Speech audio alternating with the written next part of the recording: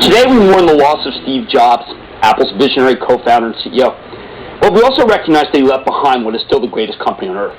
And that means the stock is still worth owning. How do I get there? All right, we know Jobs built a very deep bench at Apple. We know the current CEO, Tim Cook, is more than capable of running the company, especially since Jobs spent years grooming him to take the helm alone. That's not the main reason why I think the stock remains a buy.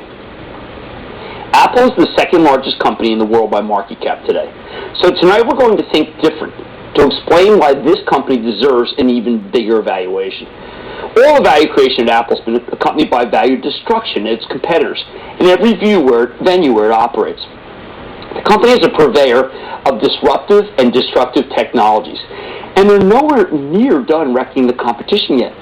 That's why if you really want to understand the genius of Apple, you've got to look not just at the value the company has created for its shareholders, but at all the value it obliterated in the music biz, the PCs, software, entertainment, retail, phones, you name it. Apple takes market share in whatever industry they enter. All the growth seems to accrue to them. Why is Apple so untouchable? Other companies are coming out with new tablets and smartphones. They look pretty good, right? But I don't think any of them can touch Apple.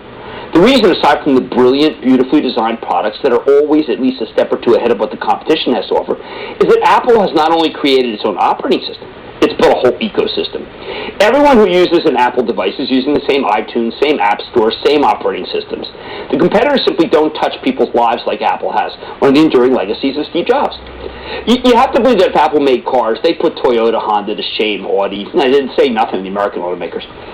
When you look over the competition, just counting public companies that are still around, Apple's competitors have lost more than $300 billion in value since the launch of the iPod 10 years ago, the iPhone in 2007, and the iPad last year. And I am not even including companies that were destroyed, vanished, or taken over for a pittance like Palm, or the ones that got out of the business like IBM did with PCs. I want you to consider the scale of the value destruction by industry here. First, let's talk music.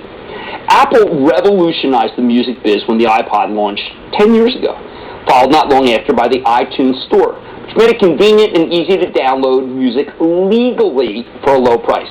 Back then, the Sony Walkman dominated the music player business, and now the iPad has 70% market share. What happened to Sony over the last 10 years?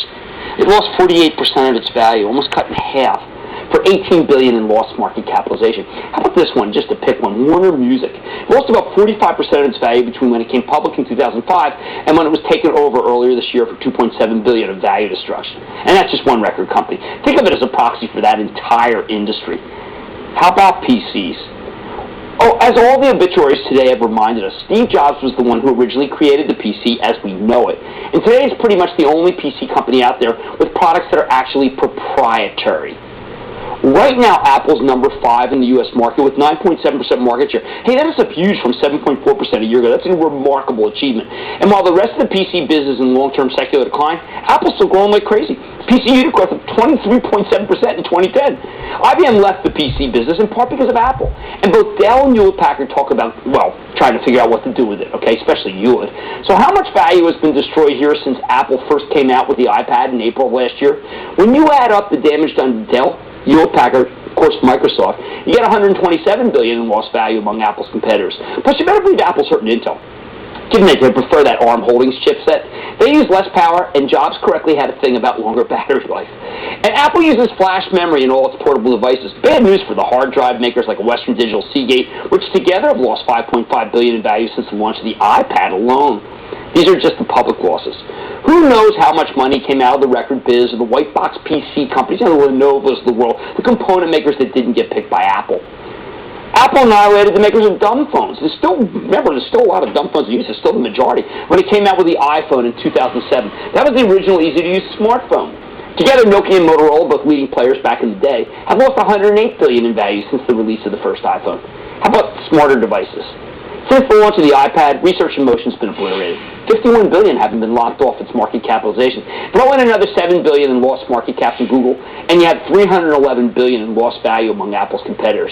And again, this is just the numbers we can add up, because the companies still exist and are public. I bet the figure would be a lot higher if we threw in every bricks-and-mortar music store that had to shut its doors because of Apple. And the way things are going, this incredible track record still has a long way to go.